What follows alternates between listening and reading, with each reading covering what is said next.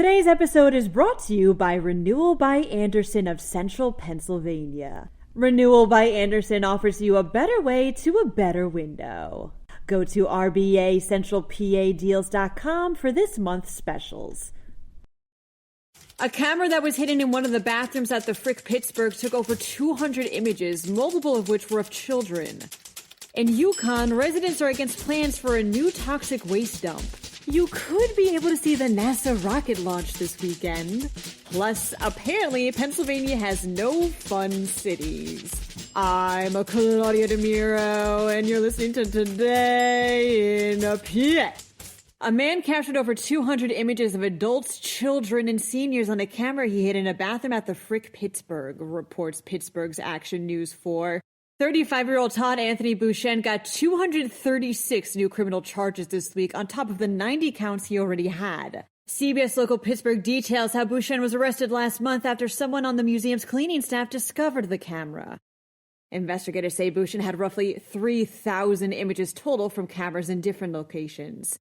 He now faces charges such as sexual abuse of children, child pornography, and invasion of privacy. Max, the company that owns the Max Environmental Yukon landfill in Westmoreland County, wants to make the landfill bigger and build a new untreated toxic waste dump, reports CBS Local Pittsburgh. Those who live in Yukon, however, are against both those ideas. The company and the State Department of Environmental Protection has reassured residents that both facilities will be entirely safe, but residents claim they've heard that before and remain mistrustful.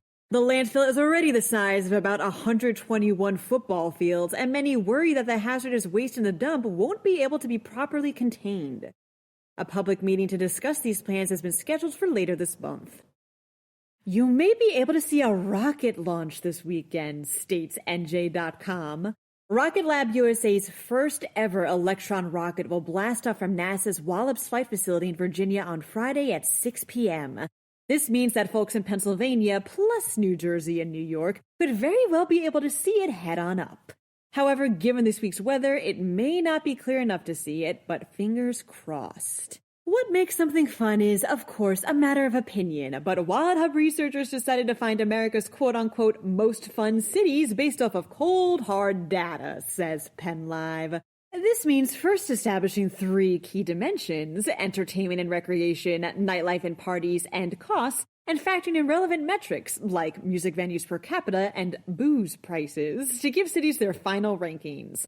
When it comes to Pennsylvania cities, Philadelphia got the 21st overall ranking and Pittsburgh 29th, meaning they're not the most fun, but hey, at least they're still in the top half of 182 cities total. The absolutely most fun city in the U.S. was found to be, unsurprisingly, Vegas, and the least, Pearl City, Hawaii.